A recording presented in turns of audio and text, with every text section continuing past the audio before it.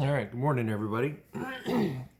I wanted to work through one or more of these problems from this new module this week. This week is thermodynamic processes, and we've got some practice problems at the back of the chapter. Of course, you've got to read through the chapter, work through the examples in the chapter, but I wanted to work through some of these. I'm going to do each of these as a separate video so that you can go exactly to which one you want to watch. So let's work through problem one here. What the question's given us is air is compressed ideally, so that's good. We're not dealing with an efficiency problem here. We're not trying to find real work done versus ideal work. It's just an ideal compression process with air, which means we'll be in the air tables likely. And it says with no heat flow. That's even better. That simplifies our equation a great deal. In fact, if you look on page, so this first question comes from later in the chapter. If you look on page 31, you'll see the air compression discussion. You learned how to, in last week's module, we looked at how to obtain the temperature resulting from an isentropic, ideal, and adiabatic compression of air. Since enthalpy and internal energy are tabulated along with temperature and relative pressure and relative specific volume, we can use the same approach to find the work required. And that's what we're doing in this problem, is finding the work required. So for a closed system, which this is, during adiabatic compression, which means no temperature change, this is, work is done, but no heat flows. So we're looking at work is equal to the change, the specific work, right? That's the small w. The specific work is equal to the change in specific internal energy. All right, so let's work a problem. That I messed up my binder here. Let's work through this first problem.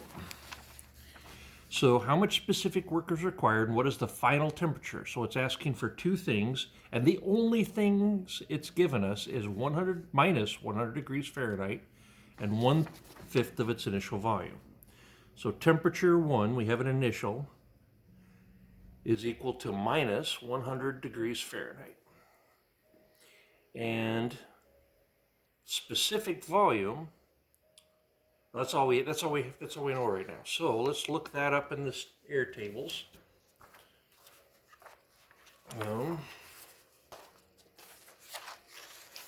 Oops, wrong book. I'm not going to find that in the steam tables, huh? So minus 100 degrees Fahrenheit.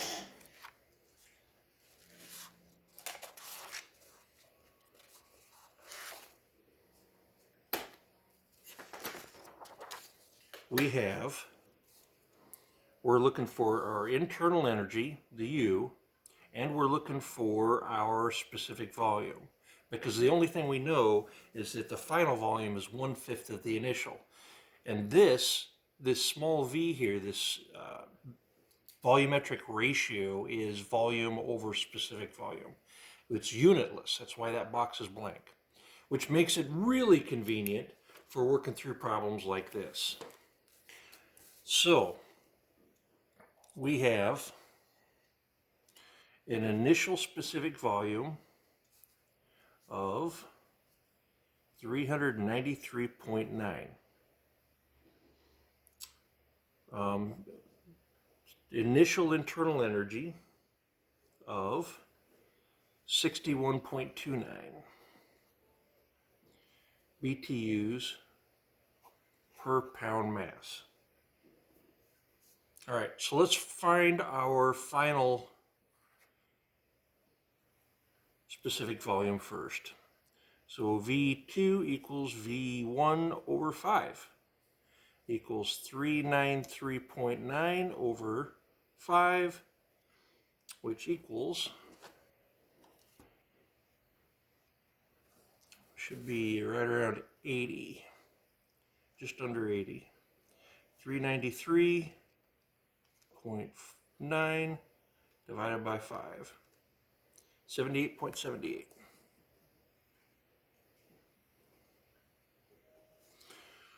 All right. What next? Oh, so now we can use that value. So now we know the specific volume of the final after the compression process. So let's find 78.78.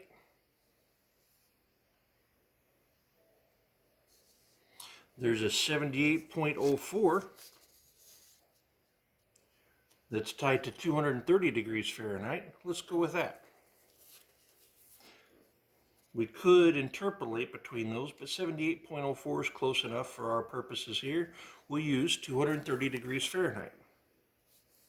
So temperature final, 230 degrees Fahrenheit. So that's the first part of the question, right? It asks, what's the final temperature? I guess they asked it backwards. What was the specific work done and the final temperature? Well, this is how we got the final temperature, 230 degrees Fahrenheit. Now, all we have to do the work is the change in internal energy. So let's look up our final internal energy for 230 degrees Fahrenheit. It is 117.69 BTUs per pound mass. So U2 equals 117.69 BTUs per pound mass. Okay? All right. Now if we go back to our text,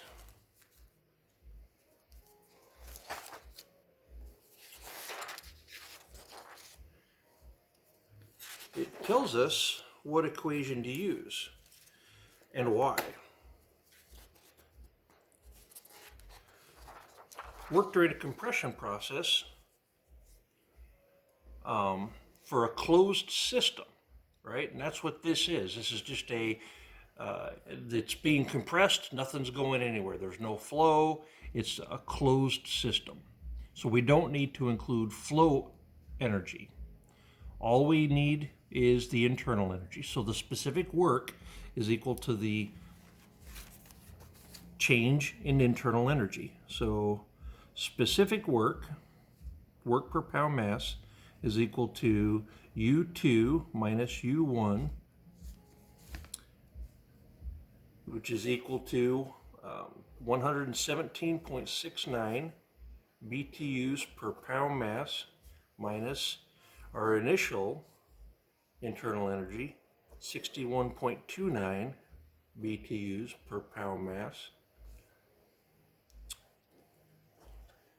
And that looks like that should be about 60, a little less than 60.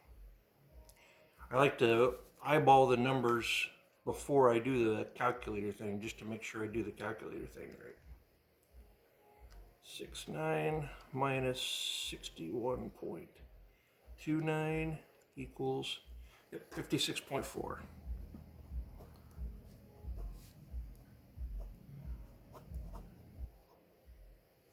And if what I came out with on the calculator is pretty close to what I was expecting, then I don't have to do it twice, just to make sure. So our specific work is 56.4. Now let's make sure we answer the question. Put my book back here. How much specific work is required? All right, we did find that, 56.4 BTUs per pound mass. And what is the final temperature if the initial air temperature is minus 100 degrees Fahrenheit and the final temperature is 230 degrees Fahrenheit? So we've answered the question, and that was working through problem 1. This video went a little longer than I was going to try and keep it under 5 minutes. I doubled that. So it's the exact same process for this second part. All this is asking you to do is do it again with an initial air temperature of 350 degrees Fahrenheit. What is the final temperature? And then compare that to alpha.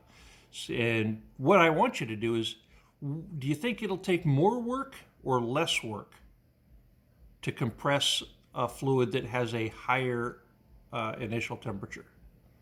All right, that's problem one.